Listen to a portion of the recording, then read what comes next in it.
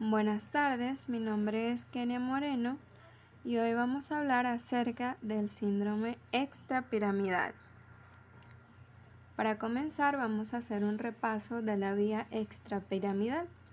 Este sistema motor está formado por los núcleos de la base y núcleos que complementan la actividad del sistema piramidal, participando en el control de la actividad motora cortical como también en funciones cognitivas. Su función es mantener el balance, postura y equilibrio mientras se realizan movimientos voluntarios. También controla movimientos asociados o involuntarios.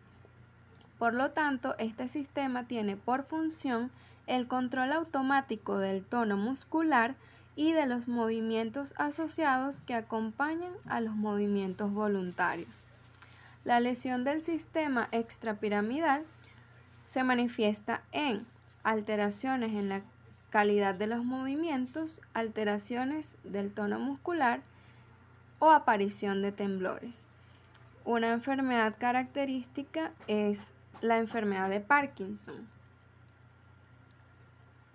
Este sistema se llama así ya que la mayoría de sus fibras descendentes no pasan por las pirámides vulvares, a diferencia del sistema piramidal. Este es un sistema motor filogenéticamente muy antiguo y está formado por una serie de cadenas y circuitos neuronales de mayor complejidad. En el sistema extrapiramidal vamos a distinguir los núcleos motores que corresponden al cuerpo estriado, núcleo caudado y putamen, globo pálido, núcleo subtalámico, núcleo rojo y sustancia negra.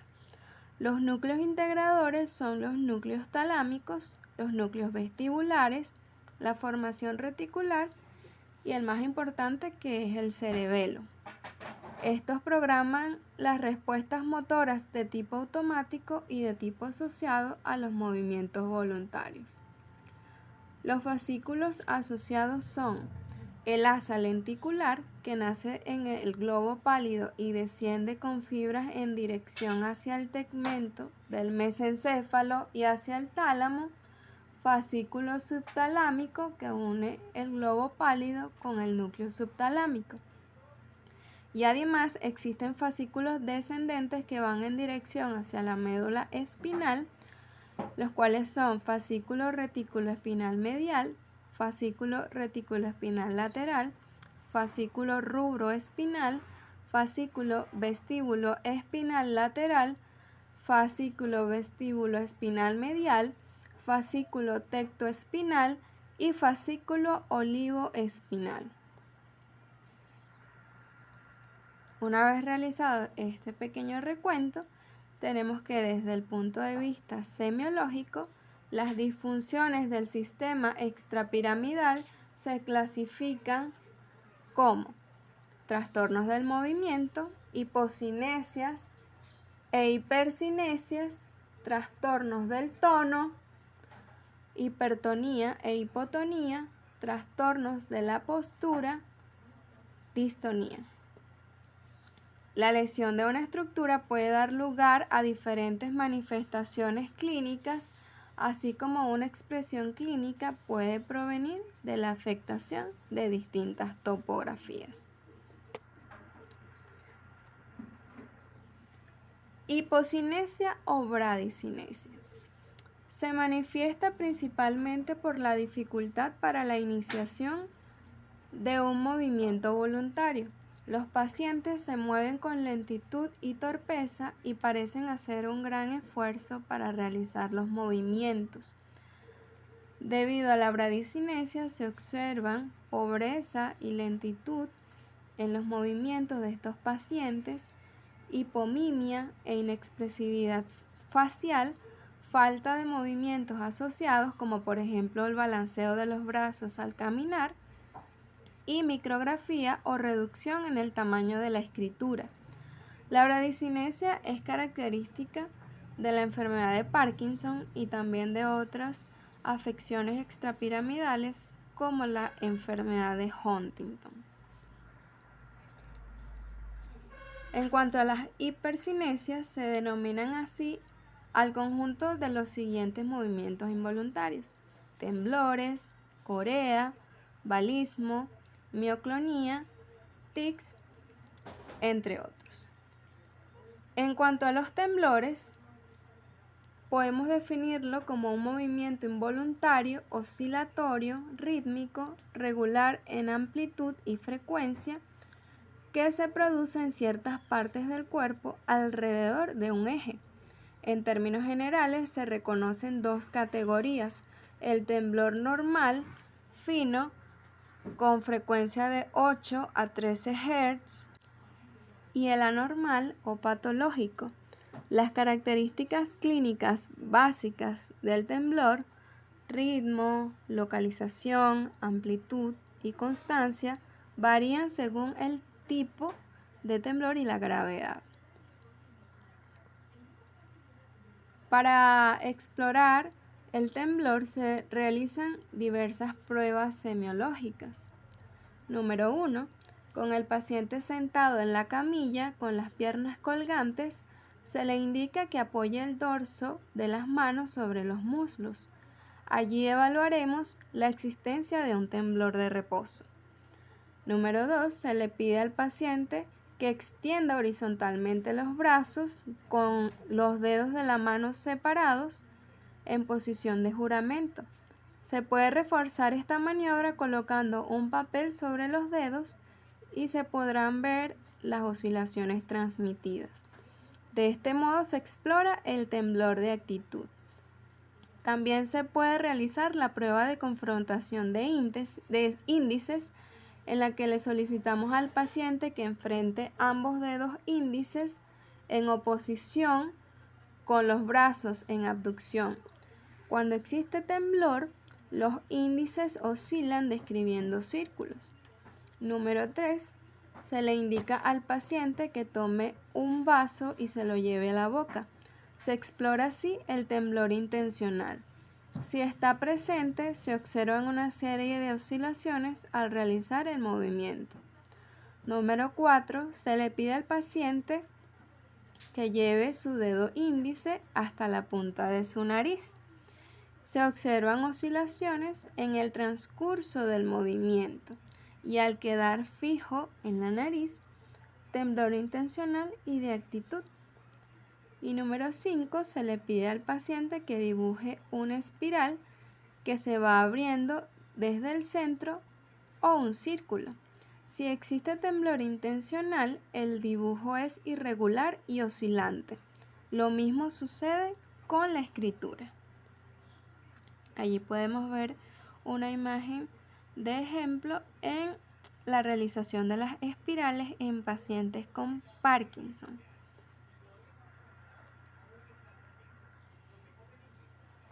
En cuanto a las causas de los temblores, tenemos que en cuanto al temblor de acción, el temblor postural o de actitud, tenemos el temblor fisiológico.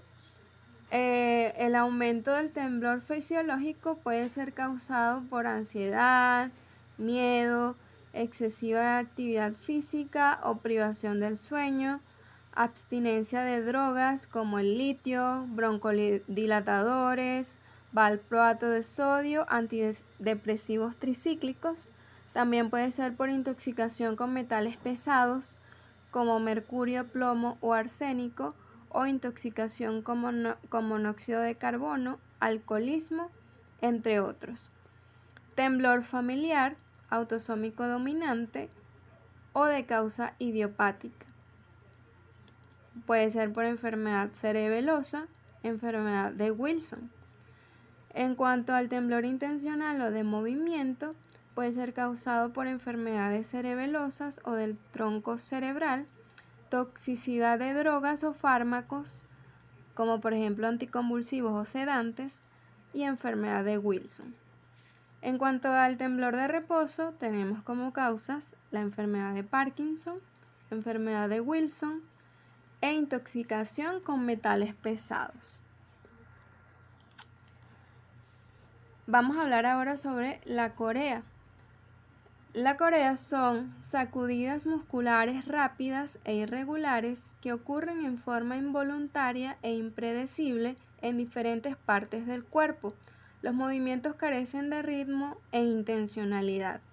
Tienen pequeña o mediana amplitud y cuando afectan a las extremidades generalmente lo hacen a nivel distal.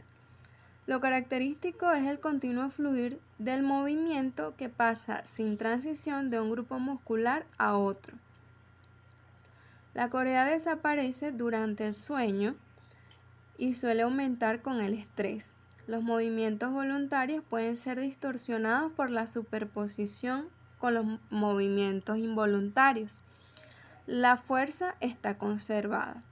Puede afectar grandes grupos musculares si es una corea generalizada o pequeñas partes del cuerpo, que es lo que denominamos corea focal, o comprometer solamente hemicuerpo, lo que se denomina hemicorea.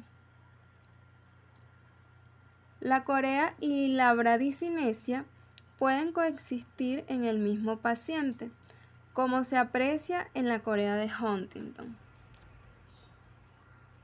La base fisiológica de la corea no está del todo clara, pero en algunos casos se asocia con la pérdida de células en los núcleos caudados y putamen, y también puede ser provocada por agonistas dopaminérgicos.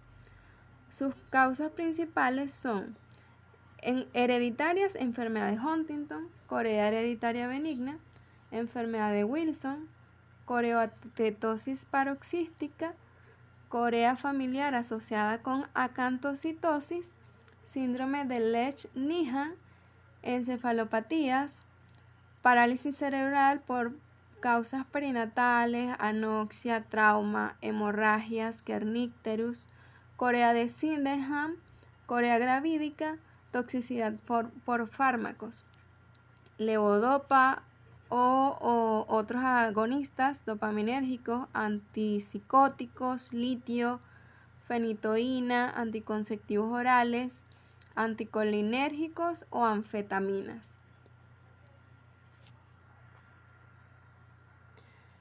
En este cuadro tenemos tres tipos de coreas: la corea de Huntington, la corea de Sydenham y la corea farmacológica. La corea de Huntington suele presentarse en la adultez, afecta cara o miembros superiores y posteriormente se generaliza. Se acompaña de alteraciones de la personalidad y de la capacidad cognitiva y pueden aparecer otros síntomas como disartria y disfagia. La corea de Sydenham está relacionada con el Streptococcus pyogenes y la fiebre reumática. Aparece entre los 5 y 15 años de edad, mayormente en el sexo femenino. Es una corea generalizada, se autolimita en pocos meses, tiene hipersensibilidad dopaminérgica y puede tener recidivas ante otros fármacos y el embarazo. Y la corea farmacológica suele presentarse con la administración de medicamento levodopa, administración de anticonceptivos orales, antipsicóticos, entre otros. Balismo. El balismo son movimientos especialmente violentos porque están involucrados los músculos proximales y de las extremidades.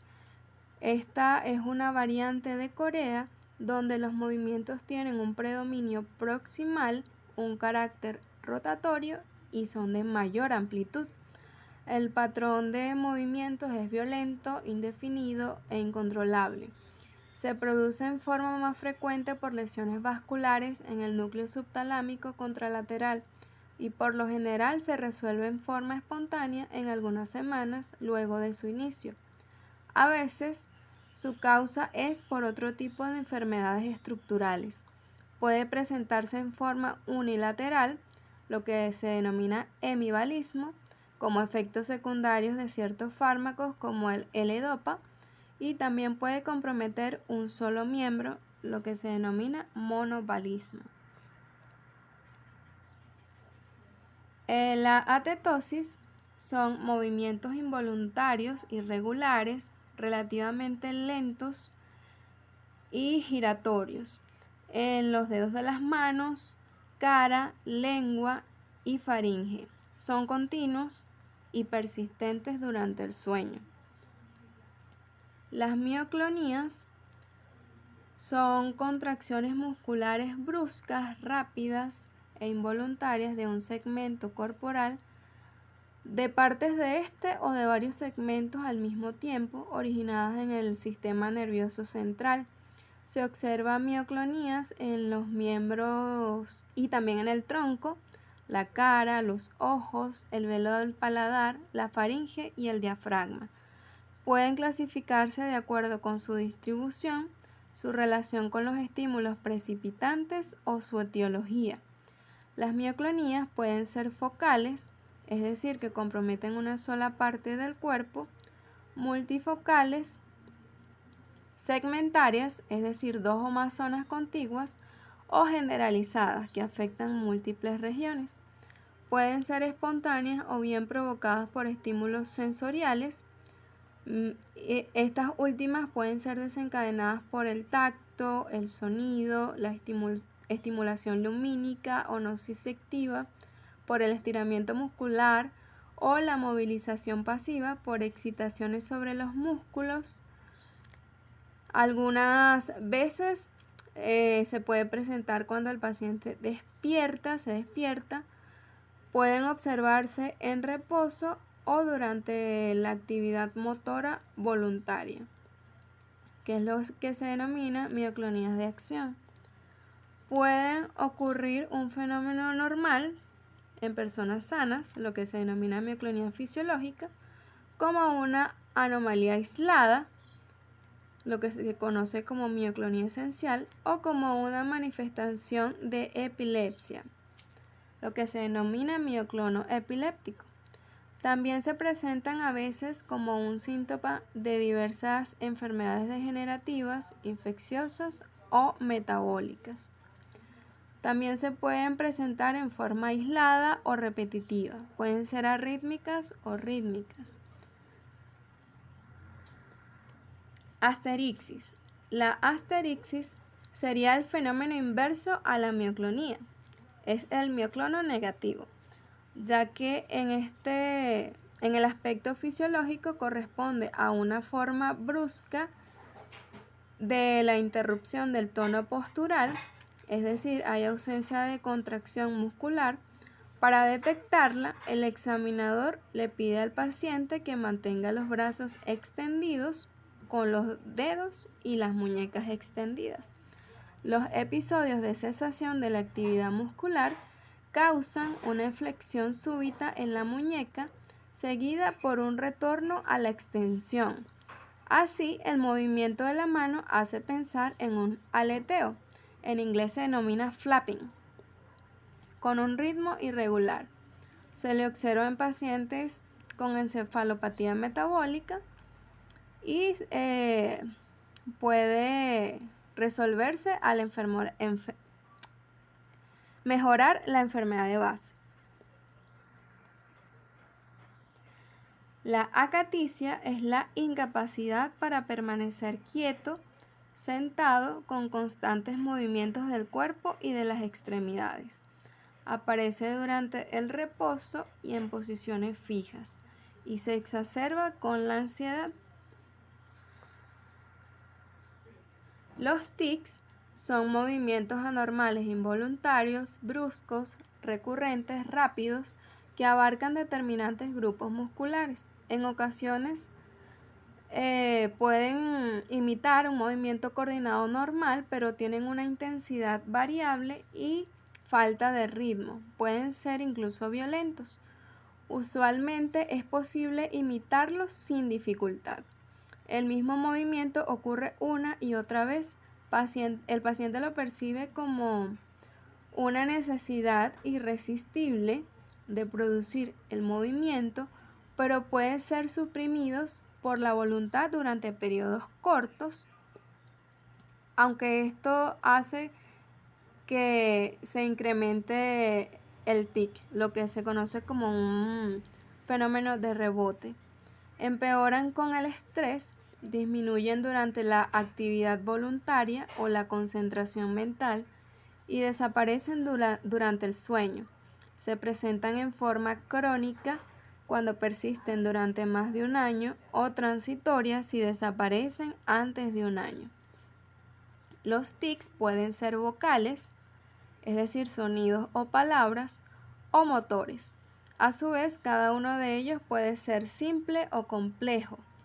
Los tics motores simples, localizados en pequeños grupos musculares, pueden ser guiñar un ojo, olfatear, parpadear, arrugar la frente, sacudir la cabeza, hacer muecas, encoger los hombros, retraer el abdomen, etc. Los tics motores complejos implican una secuencia repetitiva de movimientos coordinados que demuestra la existencia de un patrón interno. Por ejemplo, frotarse las manos, rascarse la cabeza en forma compulsiva, tocar objetos en forma compulsiva, hacer gestos obscenos, imitar gestos, patear, ponerse en cuclillas. Puede llegar a confundirse con movimientos voluntarios. Se presentan en forma clónica o distónica. Los tics vocales simples son sonidos como carrasperas, gruñidos, ladridos, silbidos, y los complejos son palilalia, que es la repetición involuntaria de una misma frase o de algunas palabras de la misma frase, y ecolalia, que es repetición por parte del paciente de las palabras que escucha, o coprolalia, que son las vocalizaciones de palabras obscenas. Clínicamente se le puede clasificar en 3 grupos según sean simples o complejos, transitorios o crónicos. Los tics simples transitorios son muy comunes en los niños.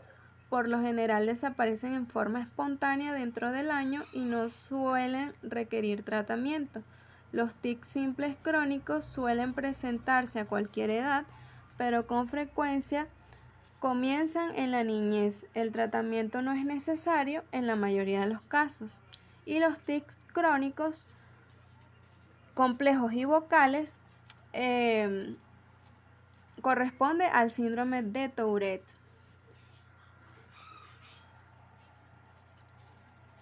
Vamos a hablar sobre trastornos del tono. En cuanto a hipertonía o aumento del tono muscular, que acompaña a algunas enfermedades extrapiramidales, recibe el nombre también de rigidez y se caracteriza por una resistencia al desplazamiento pasivo de un segmento corporal. A diferencia de la hipertonía espástica que presenta el fenómeno de la navaja, la rigidez tiene una resistencia homogénea o uniforme a lo largo de todo el desplazamiento, o pueden ser intermitentes, lo que le confieren la característica del fenómeno de la rueda dentada. Esto quiere decir que al extender pasivamente el miembro superior, se encuentra una resistencia al estiramiento que hace que la hipertonía pueda ser vencida en forma intermitente, como si fueran escalones o etapas o los dientes de una rueda de engranaje. Un ejemplo es la rigidez de la enfermedad de Parkinson, que afecta a todos los grupos musculares, pero tiene predilección por los músculos axiales y en los miembros, por los músculos proximales más que por los distales. La hipertonía extrapiramidal se asocia con asimetría, disminución o pérdida de los movimientos de balanceo de los miembros superiores durante la marcha, amimia y trastornos vegetativos. En la enfermedad de Parkinson, los músculos cervicales se hallan afectados en forma temprana por la hipertonía, sobre todo los flexores de la cabeza. La diferencia entre hipertonía piramidal y extrapiramidal, como lo vemos aquí en este cuadrito, es que en la hipertonía piramidal se encuentra signo de la navaja, se exagera con el movimiento activo, predomina en un grupo muscular y los reflejos profundos están exaltados. Y en la hipertonía extrapiramidal encontramos signo de la rueda dentada, se exagera con el reposo y afecta por igual músculos agonistas y antagonistas. La distonía es el síndrome producido por contracciones musculares sostenidas y se expresa clínicamente por posturas anómalas o movimientos repetitivos de torsión. Los músculos antagonistas son activados en forma simultánea, es decir, hay una co-contracción. Puede presentarse como un signo de más de la clínica de ciertas enfermedades extrapiramidales o constituir en sí una misma enfermedad, lo que se conoce como distonía de torsión o distonía idiopática primaria. El término postura distónica se refiere a una deformidad postural por lo común de torsión sobre un eje del segmento corporal afectado, que es en algunos casos permanente o sostenida durante varios minutos. Los movimientos distónicos pueden ser rápidos o lentos. Algunos ejemplos de posturas distónicas fijas que se presentan en ciertas afecciones de los ganglios basales son la distonía flexora de la enfermedad de Parkinson, actitud encorvada de tronco, flexión de miembros, el pie y la mano estriados de la enfermedad de Parkinson y también de la enfermedad de Wilson. Los movimientos distónicos pueden presentarse en cualquier parte del cuerpo, en reposo o durante la ejecución de un acto motor que se conoce como distonía de acción. Las distonías pueden clasificarse de acuerdo con la edad de comienzo, la distribución topográfica o la etiología. En relación con la edad, en pacientes jóvenes suele comenzar por los miembros inferiores y luego se generaliza. En los adultos son más frecuentes las distonías focales, que pueden quedar circunscritas a cierto segmento corporal. De acuerdo con la topografía, pueden ser focales si comprometen a un grupo muscular circunscrito, segmentarias si comprometen dos o más segmentos corporales contiguos, multifocales cuando las zonas afectadas no son continuas, hemidistonías si está comprometido un hemicuerpo y generalizadas cuando comprometen el tronco y los miembros. En cuanto a la anamnesis, debemos evaluar y debemos preguntar la edad de comienzo de la afección que tenga el paciente, el modo de comienzo abrupto o gradual, ya que nos puede orientar al diagnóstico, y cómo ha sido la evolución en el tiempo. En cuanto al examen físico,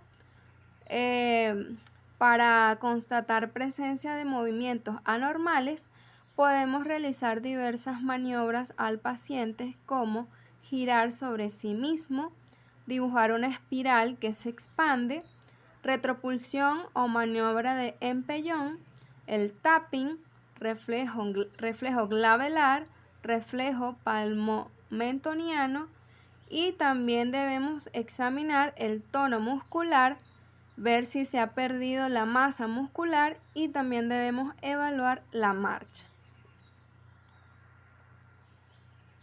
En esta lámina les traje un cuadrito que resume los tipos de movimientos y les pone las características, cómo es su influencia en cuanto a la voluntad y al sueño. Tenemos temblor, movimientos coreicos, movimientos atetóxicos, mioclonías, fasciculaciones, mioquimias, convulsiones, calambres y tics. La diferencia entre cada uno de ellos. Bueno, este ha sido todo el seminario. Muchas gracias.